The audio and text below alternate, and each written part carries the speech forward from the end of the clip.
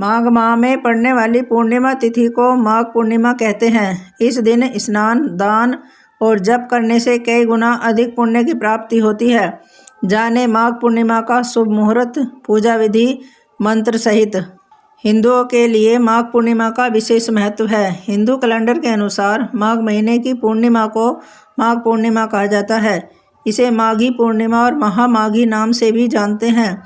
इस दिन स्नान दिन का विशेष महत्व है। इसके अलावा इस दिन महाकुंभ में भी शाही स्नान भी है, जिसमें लाखों लोग प्रयाग के त्रिवेणी संगम में स्नान करने के साथ दान करेंगे। मान्यता है कि इस दिन स्नान करने के साथ साथ दान करने से 31 गुना अधिक पुण्य की प्राप्ति होती है। आइए जानते हैं माघ पूर्णिमा का शुभ मुहूर्त, पूजा विधि, मंत्र, दान सहित। हिंदू पंचांग के अनुसार माघ मास की पूर्णिमा तिथि 11 फरवरी को शाम 6:55 पर शुरू होगी, जो 12 फरवरी को शाम 7:22 पर होगा। उदय तिथि के अनुसार माघ मास की पूर्णिमा का व्रत 12 फरवरी 2025 को ही रखा जाएगा। माघ पूर्णिमा 2025 का स्नान दान का समय 12 फरवरी को सुबह 5:19 से सुबह 6:10 तक का समय स्नान दान का है। माघ पूर्णिमा का विशेष महत्व है। इस दिन स्नान करने से साथ साथ माँ लक्ष्मी के अलावा भगवान विष्णु, हनुमान जी और देवी पार्वती, भगवान बृहस्पति जी की भी पूजा करने के साथ चंद्रमा को अर्घ्य देने का विधान है। सूर्योदय से पहले उठकर सभी कामों से निवृत्त होकर स्नान कर लें। अगर आप किसी कारणवश पवित्र नदी नहीं जा पा रहे हैं तो घर में ही स्नान के पानी में थोड़ा सा गंगा जल डालकर स्नान कर सकते हैं। इसके बाद एक तांबे के लोटे में जल, सिंदूर, अक्षत, लाल फूल आदि डालकर सूर्य देव का अर्घ्य करें और अर्घ्य करते समय ओम सूर्याय नमः मंत्र का जाप करते रहें। इसके साथ ही अपनी योग्यता के अनुसार दान करें। शाम को चंद्रमा के उदय होने के बाद अर्घ्य देने के साथ विधिवत पूजा करें। आज के दिन सत्यनारायण पूजा करने के साथ सत्यनारायण कथा भी पढ़ते हैं। इससे शुभ फलों की प्राप्ति होती है। इसके अलावा पीपल के पेड़ में जल चढ़ाने और दीपक जलाने से शुभ फलों की प्राप्ति होती है। माघ मास की पूर्णिमा को क्या दान करना चाहिए? माघ पूर्णिमा को इस दिन तिल, गुड़, वस्त्र, घी, अनाज, फल का दान करने से पुण्य की प्राप्ति होती है। माघ पूर्णिमा पर इन मंत्रों का जाप करना चाहिए। श्री विष्णु मंत्र, ओम नमो नारायणाय, ओम नमो भगवते वासुदेवाय, ओम श्री विष्णवे वै विघ्नमे वासुदेवाय धीमहि तन्नो विष्णु प्रचोदयात्। माँ लक्ष्मी जी का मंत्र, ओम ह्रीं श्रीं लक्ष्मीभ्यो नमः, ओम श्रीं ह्रीं श्रीं कमले कमलाय प्रसीद प्रसीद, ओम श्रीं ह्रीं श्रीं महालक्ष्मे नमः। श्री महालक्ष्मे च विघ्ने विष्णु पत्ने च धीमहि तन्नो लक्ष्मी प्रचोदयात्। ओम। सनातन हिंदू धर्म में माघ पूर्णिमा का काफ़ी महत्व है। धार्मिक मान्यता के अनुसार माघ पूर्णिमा के दिन किए गए स्नान और दान विशेष फलदायी होते हैं। शास्त्रों में भी सभी पूर्णिमाओं में माघ पूर्णिमा को ही सबसे ज़्यादा फलदायी माना गया है। मान्यता है कि इस दिन स्वर्ण से देवी देवता पृथ्वी पर आते हैं और गंगा में स्नान करते हैं, इसलिए इस दिन गंगा में स्नान करने की प्रथा है। साथ ही इस दिन माघ पूर्णिमा का व्रत कथा का पाठ भी किया जाता है। तो आइए कथा सुनते हैं। पौराणिक कथा के अनुसार एक नगर में धनेश्वर नाम का एक ब्राह्मण रहता था। उसकी पत्नी का नाम रूपवती था। वो बहुत ही पतिव्रता और सर्वगुण संपन्न थी, परंतु उन्हें कोई संतान नहीं थी, इसलिए वो दोनों बहुत चिंतित रहते थे। एक बार उस नगर में एक महात्मा पधारे। उन्होंने उस नगर के सभी घरों में दान लिया, परंतु धनेश्वर की पत्नी जब भी उन्हें दान देने आती तो वो उसे लेने से मना कर देते।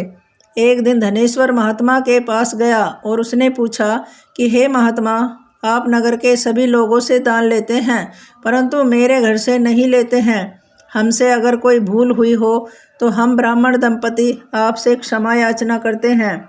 इस पर महात्मा ने कहा, नहीं, तुम तो हमेशा आदर सत्कार करने वाले ब्राह्मणों हो, तुमसे भूल तो कभी भी नहीं हो सकती। तब महात्मा की बात सुनकर धनेश्वर हाथ जोड़कर बोला, हे मुनीश्वर, फिर आखिर क्या कारण है? कृपया हमें उससे अवगत कराइए। इस पर महात्मा बोले कि तुम्हारे कोई संतान नहीं है।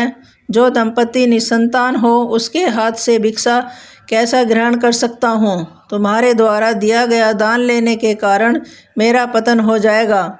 बस यही कारण है कि मैं तुम्हारे घर से दान स्वीकार नहीं करता। महात्मा के ऐसे बोल सुनकर धनेश्वर उनके चरणों में गिर पड़ा और विनती करते हुए बोला कि हे महात्मा, संतान ना होना ही तो हम दंपति पत्नी के जीवन की सबसे बड़ी निराशा है। यदि संतान प्राप्ति का कोई उपाय हो तो हमें बताने की कृपा कीजिए। ब्राह्मण का दुख महात्मा बोले कि हे ब्राह्मण, तुम्हारे इस कष्ट का एक आसान तरीका है। तुम्हें 16 दिनों तक श्रद्धापूर्वक काली माता की पूजा कर उन्हें प्रसन्न करना होगा, तो उनकी कृपा से अवश्य तुम्हें संतान की प्राप्ति होगी। इतना सुनकर धनेश्वर बहुत खुश हुआ। उसने महात्मा का आभार प्रकट किया और घर जाकर पत्नी को सारी बात बताई। इसके बाद धनेश्वर माँ काली की उपासना के लिए वन चला गया। ब्राह्मण ने पूरे 16 दिन तक काली माता की पूजा की और उपवास रखा। उसकी भक्ति देखकर और विनती सुनकर माता काली ब्राह्मण के सपने में आई और बोली कि हे धनेश्वर, तू निराश न हो। मैं तुझे संतान के रूप में संतान की प्राप्ति का वरदान देती हूँ, परंतु 16 साल की आयु में ही उसकी मृत्यु हो जाएगी। काली माता ने आगे कहा, यदि तुम पति पत्नी विधि पूर्वक 32 पूर्णिमा का व्रत करोगे तो तुम्हारी संतान दीर्घायु हो जाएगी। प्रातःकाल जब तुम उठोगे तो तुम्हें यहाँ आम का एक वृक्ष दिखाई देगा। उस पेड़ से एक फल तोड़ना और ले जाकर अपनी पत्नी को खिला देना। शिवजी की कृपा से तुम्हारी पत्नी गर्भवती हो जाएगी। इतना कहकर माता अंतर्ध्यान हो गई। प्रातःकाल जब धनेश्वर उठा तो उसे आम का वृक्ष दिखा, जिस पर बहुत ही सुंदर फल लगे हुए थे।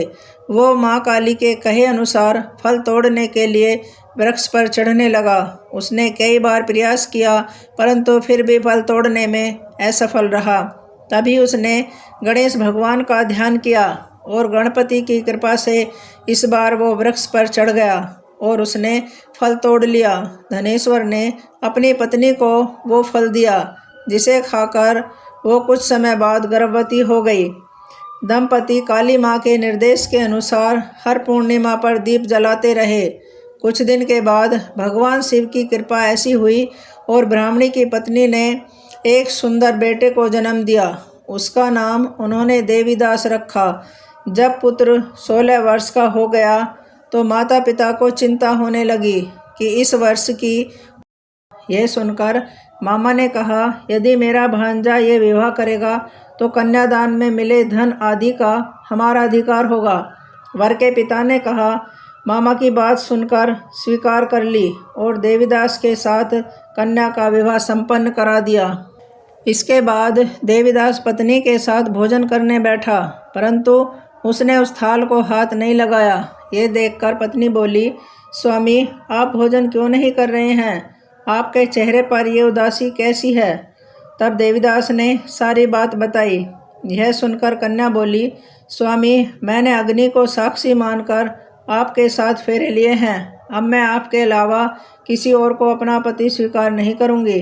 पत्नी की बात सुनकर देवीदास ने कहा, ऐसा मत कहो, मैं अल्पायु हूँ और कुछ ही दिनों में 16 वर्ष की आयु होते ही मेरी मृत्यु हो जाएगी। इस पर उसकी पत्नी ने कहा कि स्वामी, जो भी मेरे भाग्य में लिखा होगा वो मैं स्वीकार करती हूँ।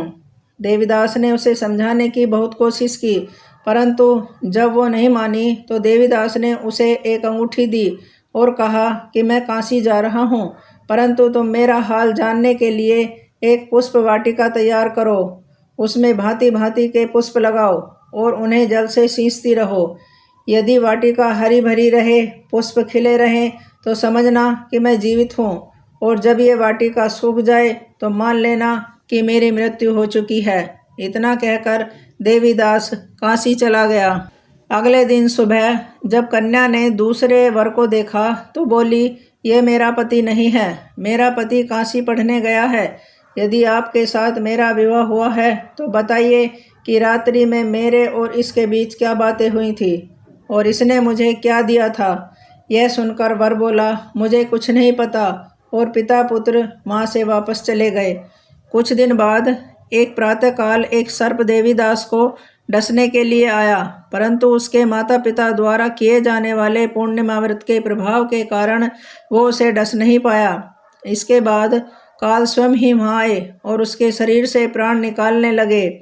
देवीदास बेहोश होकर गिर पड़ा। तभी वहाँ माता पार्वती और शिव जी आए। देवीदास को बेहोश देखकर देवी पार्वती बोली कि हे स्वामी, देवीदास की माता ने 32 पूर्णिमा का व्रत रखा था, उसके फलस्वरूप कृपया आप इसे जीवन दान दें। माता पार्वती की बात सुनकर भगवान शिव ने देवीदास को पुनः जीवित कर दिया। इधर देवीदास की पत्नी ने देखा कि पुष्प वाटिका में एक भी पुष्प नहीं रहा। वो जान गई कि उसके पति की मृत्यु हो चुकी है और रोने लगी। तभी उसने देखा कि वाटिका फिर से हरी भरी हो रही है। यह देखकर वो बहुत प्रसन्न हुई। उसे पता चल गया कि देवीदास को प्राणदान मिल गया है। जैसे ही देवीदास 16 वर्ष का हुआ, मामा भांजा काशी से वापस चल पड़े। रास्ते में जब वो कन्या के घर से गुजरे तो उसने देवीदास को पहचान लिया और खूब प्रसन्न हुई। धनेश्वर और उसकी पत्नी भी पुत्र को जीवित पाकर खुशी से फूले नहीं समाये। जय हो श्री सत्यनारायण भगवान की।